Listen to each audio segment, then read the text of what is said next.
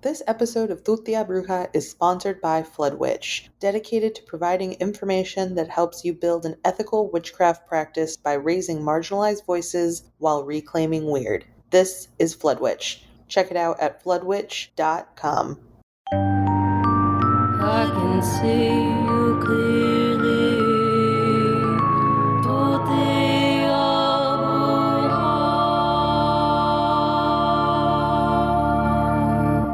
Thank you for listening to another episode of Tutia Bruja. I'm Bex Carlos, your host.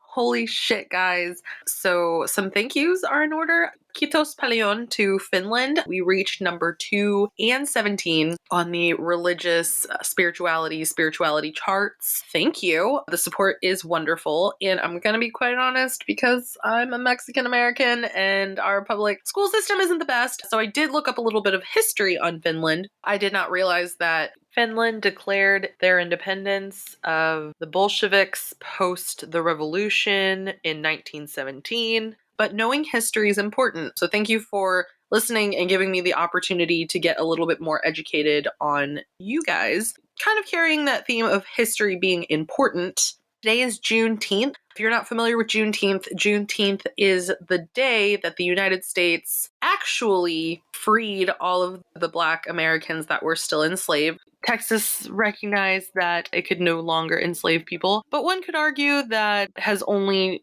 kind of changed into different methods in the US, but I digress. Parts of Mexico also celebrate Juneteenth, and so I recommend that you take today as an opportunity to learn more about it if you don't know. Definitely if you know Black-owned businesses that are open today. I know a lot of people take the day to celebrate with family and just be close to family, but if you know of some Black-owned businesses that are open, definitely support them. Just do what you can today to support your fellow Black Americans. You know what I mean? We have to, as non-Black people of color, we got to do our part to create more equity. So knowing your history is important. You know, a tool that is interesting to me because it carries so much energy are stones and crystals. They take a very, very long time to make, and they've seen a lot of tragedy. They've seen a lot of beauty kind of just passed in the time that they're doing their rocky thing or their crystal thing. So today's guest is Robyn Vie Carpenter-Brisco. We get into a deep conversation about stones and crystals and their healing properties and how to get more acquainted with them. Robyn's really interesting. She's done so many cool things. She worked in fashion in New York. She created the Lesbian Socialite. She wrote a book, Let's Get Stoned, using stones and crystals to create a life that rocks. And she's going to get into all the other stuff in her career that's kind of allowed her to combine her professional and metaphysical life. Let's do this. Thank you so much for being on the show. Hey, I'm excited to be here. So we met, it's interesting because that's one of the great things about the internet is that you can connect with so many people all over the world. And we're both in a queer entrepreneur group. And you're someone that I saw that just seems very happy in their life and uses crystals as a tool to center themselves. And I would really just like to, learn a little bit more about you. Could you tell me a little bit about your career? It's really funny. I didn't like Facebook for a really long time. And then all of a sudden I loved it because it meant I could be connected to so many people. But I curate that very, strategically. I spend a lot of time making sure that my life is exactly the life that I want to be experiencing. I first started working with stones and crystals. Well, actually not even working with them, just owning them and understanding that they had some sort of metaphysical meaning and weren't just pretty. I always like to say that it was the day in the West Village when I learned about the metaphysical properties of amber 20, however many years ago. I finally understood that stones were something other than a placeholder for diamonds, because that was really how I thought of anything that wasn't a diamond until that point. And from that, fast forward to learning more about them, taking more classes, studying with people, trying my own stuff, reading and reading and reading and reading. I ended up making it part of my business model to use stones with my clients that I was working with, and then wrote a book, Let's Get Stoned. The whole title is Let's Get Stoned, Using Stones and Crystals to Create a Life That Rocks. Because it's all the things. I'm a Gemini, so I like all that extra meta. Have you ever found a specific crystal or stone that really just by touching it, you felt like you had a connection to it? Something about it felt familiar? I would say that what happens is for me when I encountering a stone, there will be times that a stone will be like, oh, there you are, kind of like that. Like that's a feeling. And it's usually when I've decided that a particular stone or crystal is one that I'm supposed to be using. And once I've made that determination, then as soon as you are looking, thinking about a thing, all of a sudden you see it everywhere, So as soon as I decided I wanted a specific stone, then there would be, they would be everywhere. And then there would be one that would be the one that is supposed to be with me. And then I also have had stones that I've been so blown away seriously just by their own energy. There was a particular quartz that comes to mind where literally when you held it, it felt like your entire inside was washed clean. It was amazing. And it was just some guy I met in the park in Denver randomly. We were talking something, I don't know. Stone and crystal conversations kind of find me everywhere. And so we were talking and he was like, oh my God, you have to hold this stone and this crystal. And I was like, okay, cool. And he hands it to me. And I was just like, what just happened? It was amazing. I wish I connected with crystals in that way. I just got a book on them and I'm starting to learn about them and, which ones pop out at me or like I might need to manifest something as like a supplemental tool to like a practice or something, ritual I might be doing to try and attract something to my life. And honestly, the only stone that I personally have a connection to, at least that I feel that like I do, is black obsidian. The connection there of it being like an ancestral stone, very much a tool that was used. Other than that, I really wish that I had that ability to just have them like speak to me or to feel something. And maybe I just haven't done enough work with them. That's probably really it. I mean, that's why it's really funny. So the reason I wrote my book, it's really all about how to think about using stones in your life, right? So it's not like a lot of books on stones and crystals are these huge kind of encyclopedic tomes. I think the Crystal Bible is up to 4 volumes now, I think, to tell you about the stones. What they often don't do is they don't help you understand what that means for your life every day.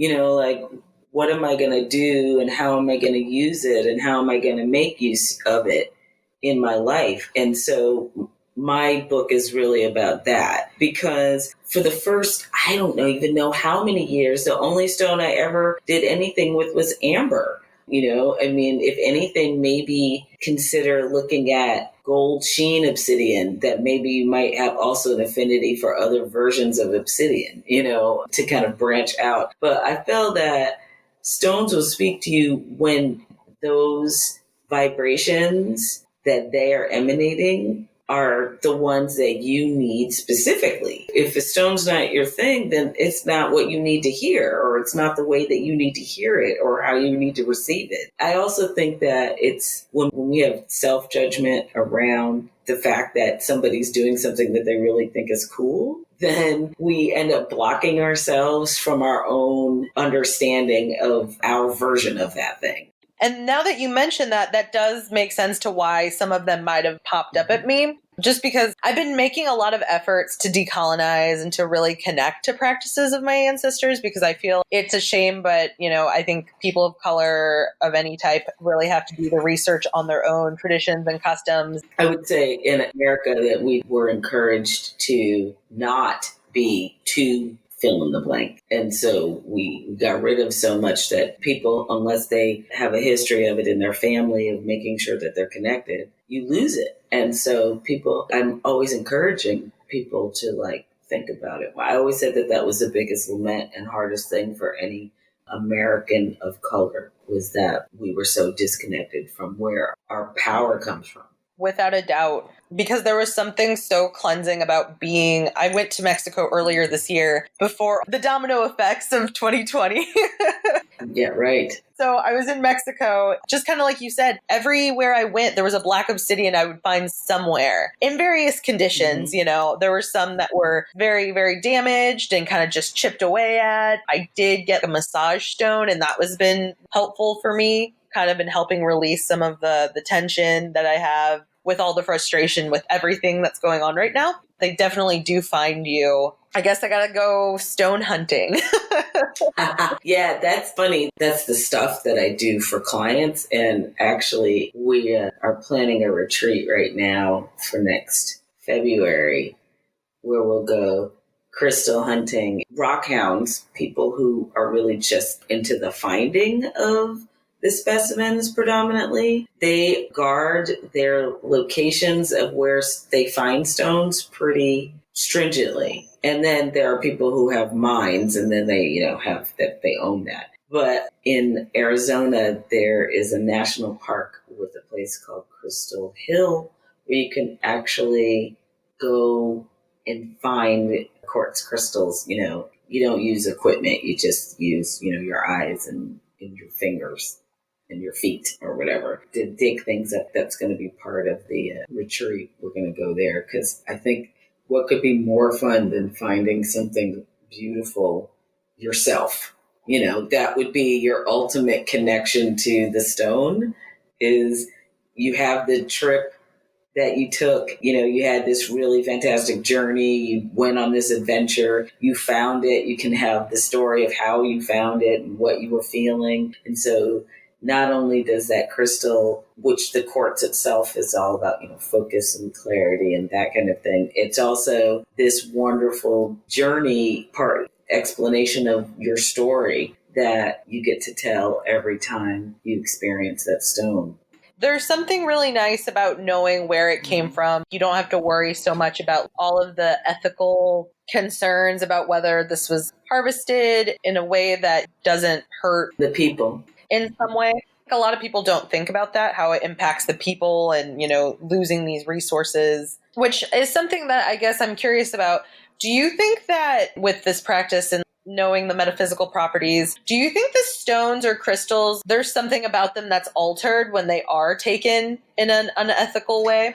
Well, here's the thing about that, the energy, because this is really what we're talking about. You're talking about the energy of the people and what happens to the stones themselves and then how they carry that energy through and so forth. I feel that if you encounter a stone that feels as though the energy was broken in some way, or, there was something harmful that happened in the acquisition of that stone and you get tuned in that way, I think that you as divine source, as yourself, can help heal it. So yes, I think it is entirely possible that a stone or crystal can carry with it the energy of pain and sorrow and all of those kinds of things with them. I also know that stones are these beautiful, they're ancient, right? So in the amount of time that it took to make that stone or crystal, clearly lots of terrible things probably happened, where something died to create a something in the first place. It's fossilized this. So each layer of energy where some sort of pain could have been caused, I also think that with intention, that a healing can happen to that, with that stone, through that person, to be able to kind of bring it back to the goodness that it was when it was in the ground. That's a really wonderful way to look at it. Well, because if we use stones and crystals daily, right, then we're also encouraged to cleanse those stones and crystals on a regular basis through different cleansing methods, burying in salt, burying it in the ground, running it through water, putting it in the new moon, charging it in the full moon, passing it through sacred smoke. Like there are all these different ways to cleanse a stone and crystal. So we're not only cleansing it of whatever it is that, it's picked up because of whatever we're working on. If we're really intentional about it, we're going to be cleansing it of any thing that it's holding on to that is not aligned with its perfect frequency, and we're not being able to utilize it to its highest good. If all things are equal and abundance is everywhere, and that is the right to life is abundance, then there has to be a way to cleanse the stones and help them come back to that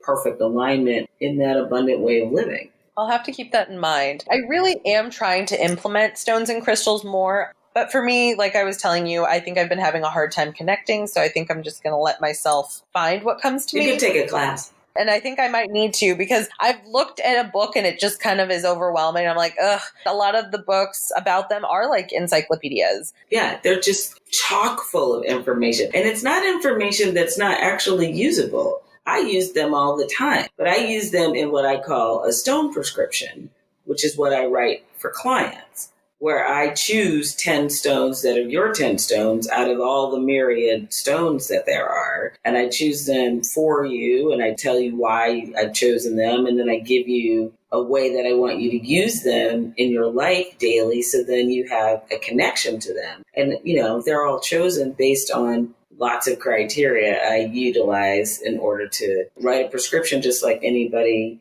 make a diagnosis of any sort. That's so great that your diagnosis could be amber, color you want your energy. Yeah.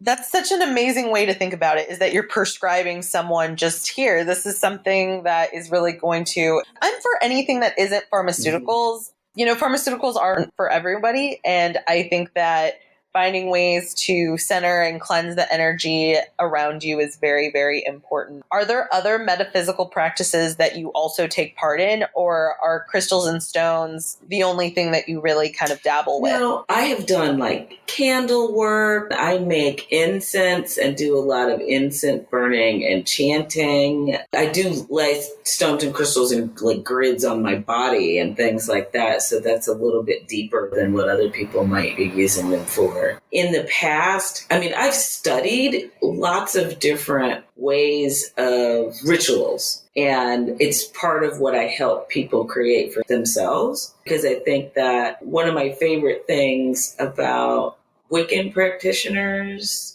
is that they find the way as a single person. It's like, even if you were part of a group of practitioners, it always comes back down to the things that you do yourself. Right. And so I have studied all kinds of things and utilized, I do sacred bathing a lot. I have a friend that makes these great products in Colorado that I buy from. She's a witch and she's an herbalist, so she does a lot of work with people, and she makes all of her products by hand at her shop. So I use her stuff a lot. It always strengthens, I feel like, your abilities when you can find a witch that makes like a product that really helps elevate your intention with a bath, or say like, with any kind of ritual candle, because they're tools, and they really just help get you into a better place, into manifesting what you want.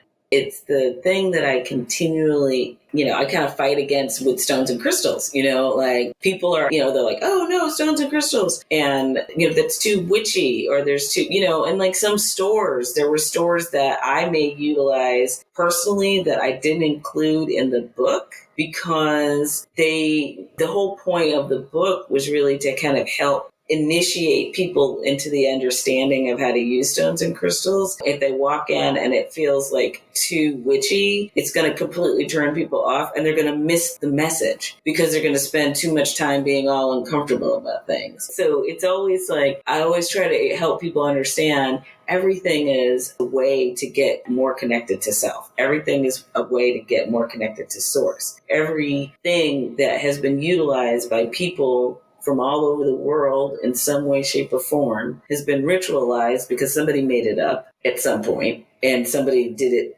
behind them. And so being afraid of something only is blocking you from another tool that could be helping you get closer to source. And that's, I think, what people tend to forget, is that it's that fear, that's just pushing it away.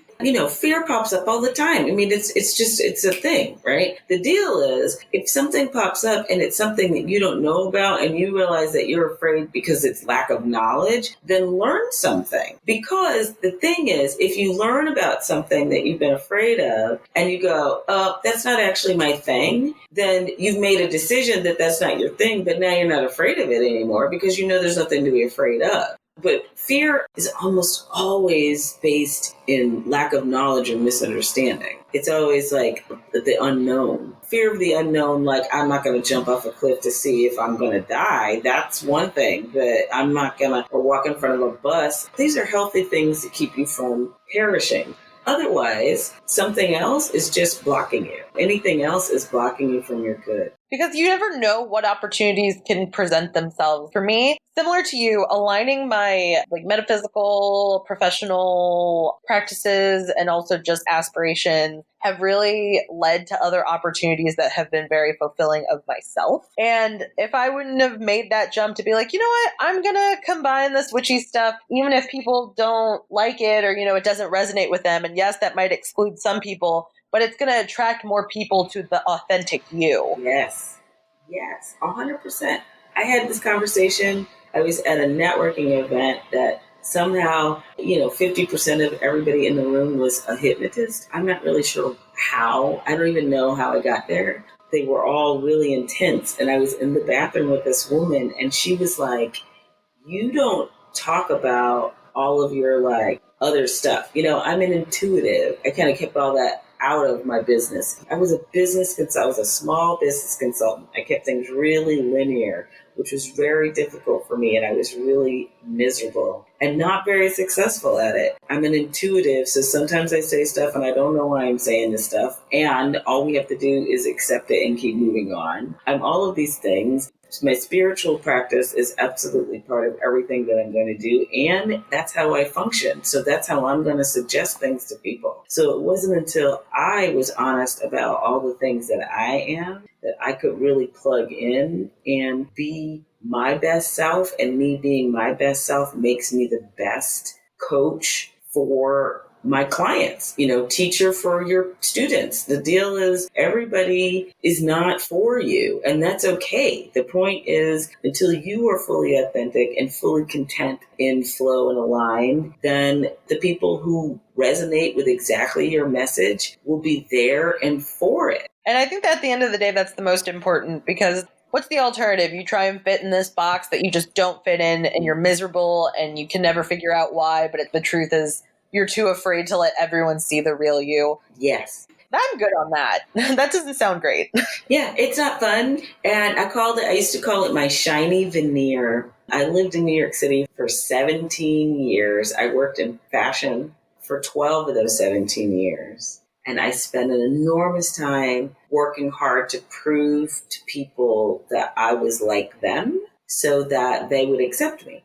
And it wasn't until, the cracks started kind of happening in that veneer. It took time. It took a long time. I don't know if you know about finishing furniture. Like when you create a lacquer on the furniture, it's really layer after layer after layer of a veneer that gets put on and hardened and another layer. I had been doing it for such a long time that it took, I would say, when it first started, it probably took 10 years to really break out and be more of my juicy, delicious loveness than in any of those pieces of that shiny veneer that I had created. That makes sense, though, because fashion, as much as I admire people who can sew and put a little bit of themselves into clothing, and fashion is just about having your outside, the cloth, the design, the outfit match your inside in a sense, but it just seems like the type of people that are in those fields are very, very cookie cutter. So I can imagine that was very difficult. Yeah, and I'm not like anybody. Well, nobody is. And I had spent my whole life before I got to New York, being very much an individual. I was a professional dancer in high school. I was always being and doing and creating and all of these things. And then I got there thinking that I got into an industry thinking it was going to celebrate our individuality, and that's not what it was. It was like, and it's kind of like any industry, if you are not ready to be strong as an individual in a place where people don't know you, then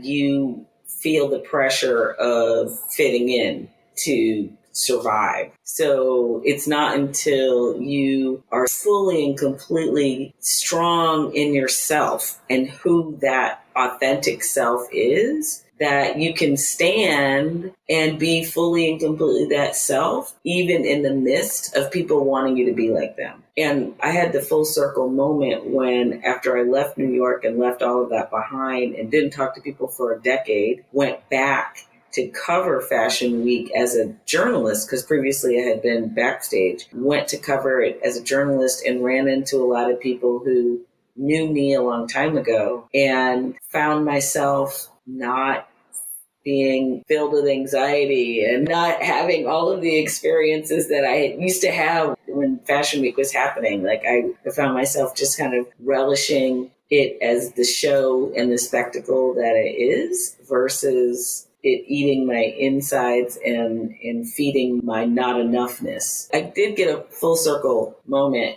through fashion. So I was able to just celebrate all the creativity that people have because fashion is supposed to be an external expression of your internal self. If you don't know who you are internally, that is why people use fashion to dress like other people, because they don't actually know who they are. So when they know who they are, then they can turn fashion into an external expression of that. But until they figure that out, or sometimes don't ever figure that out, then the sameness of fashion at least makes them feel as though they're like something.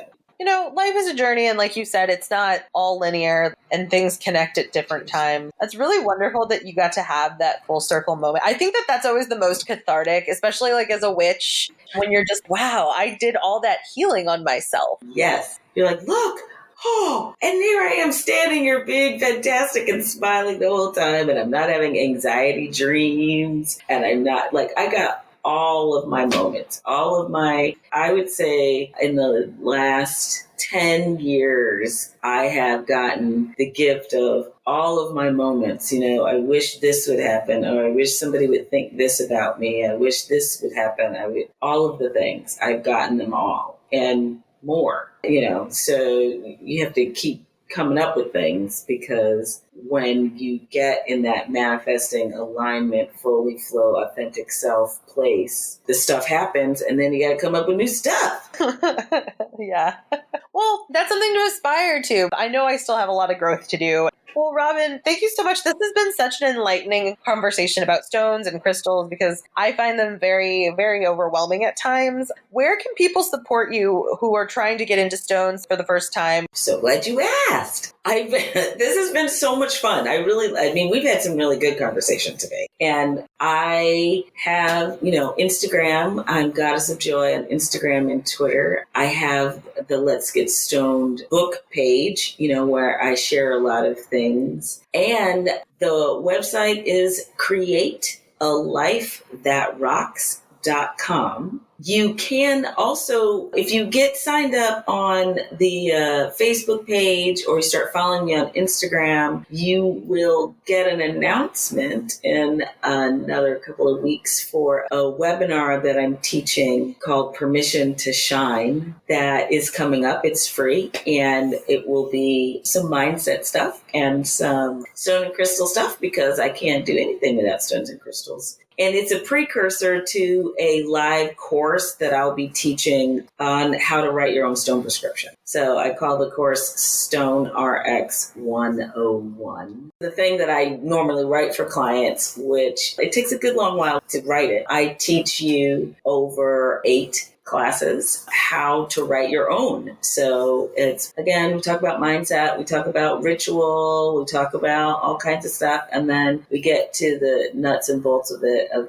how to think about choosing each one of these stones for yourself. Because, I love doing it for clients. And at the same time, it is really a very empowered space when you can choose them for yourself and make decisions about them based on not just, oh, this is pretty, or this is the one that's available right now, or whatever, but also this is what I need in my life, right? And find connection that way. Yes. I will include all of the information, all of the links, and a direct email to you, because I know that a lot of people want to get interested in crystals and it's just a little overwhelming. This whole conversation and you breaking it down, all the healing properties, I'm just like, get it together, finally do it. So thank you so much for inspiring me today. Thank you. I'm so glad that you asked me. It was lots of fun.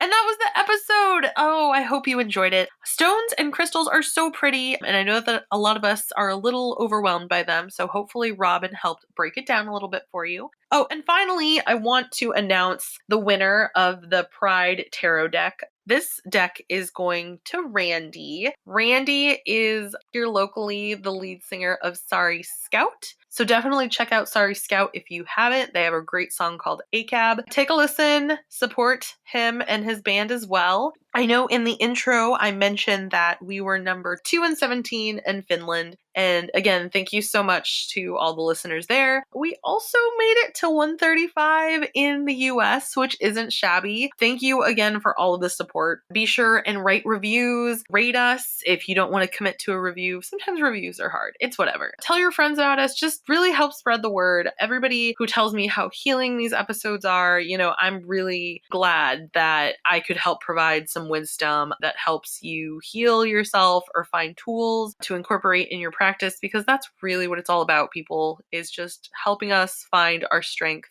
So if you want to keep up with the podcast, follow at Tia Bruja. If you want to follow me, I'm at Bex B. Caston. To give away a product, to sponsor the show, to collaborate in some way, to be on the show, check out my website, www.bexbcaston.com. There's a Tia Bruja tab. Thank you again for your time. Have a wonderful Juneteenth, all of my Black friends, fellow witches out in the world who are listening and beyond that. I really hope that today you are able to do a little healing and to really just focus on the things that make you happy. So thank you again. Bye. I can see you